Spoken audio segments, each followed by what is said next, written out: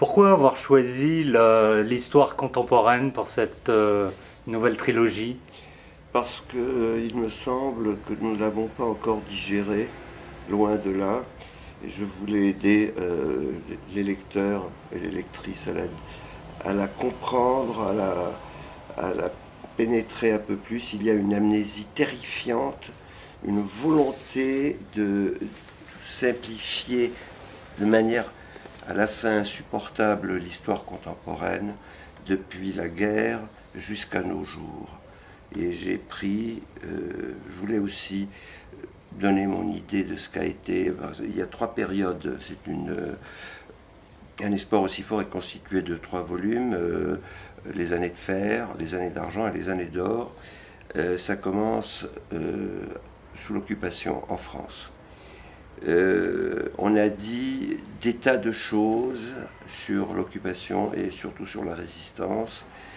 J'ai passé des années et des années à interroger des gens, à rencontrer des gens, et je me suis aperçu qu'il n'y a pas eu une, mais plusieurs résistances, et qu'en fait, ça a été un phénomène assez beau, que quelles que soient les tendances politiques, idéologiques, il y a eu un sursaut fondamental des Français.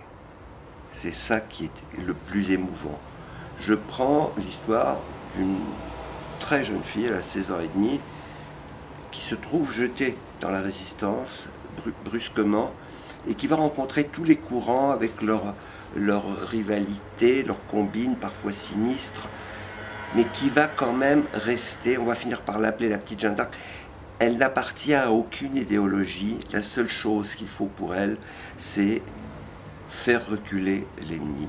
Et ça c'est quelque chose d'assez émouvant qui résume pour moi ce qu'a été au fond la résistance, qu'elle ait été communiste, gaulliste, pro-anglaise, pro-américaine, ou n'importe. Donc ça démarre en 1940. Ça démarre en 1940. Et alors, ça finit après la guerre. Et la deuxième volet, c'est la découverte du monde par cette fille. Et elle va se trouver, à son insu, embringuée dans des répercussions de la guerre, des répercussions très dangereuses. Mais elle va quand même en sortir et elle aura l'occasion de recommencer sa vie aux États-Unis, où elle va, même là, retrouver comment dirais-je, les éclats d'obus perdus de la guerre.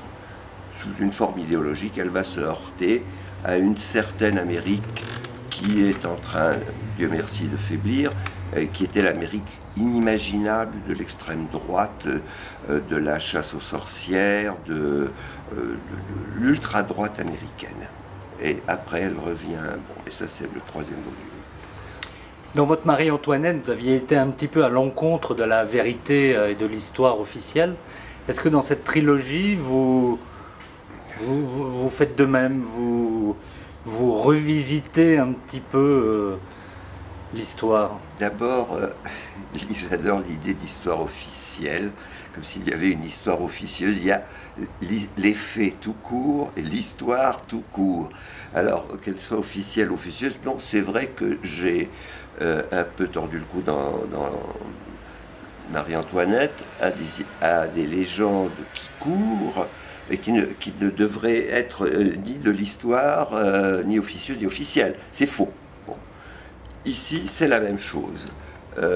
Il y a des faits. Bon, ce n'est pas un roman à thèse, et c'est pas un roman historique. C'est un roman tout court.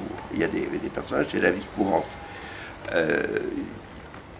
On oublie, on a voulu oublier, on a voulu cacher même pendant 50 ans le rôle énorme des Anglais dans la résistance, qu'ils ont alimenté en armes, en expertise, en argent. On l'a oublié. J'ai rencontré des gens qui étaient parachutés de Londres tous les mois, au péril de leur vie, tous les mois. Et ça, pendant 50 ans, on a voulu éliminer ça. Bon, j'en parle. Mais ce sont des faits. Maintenant, ils sont connus.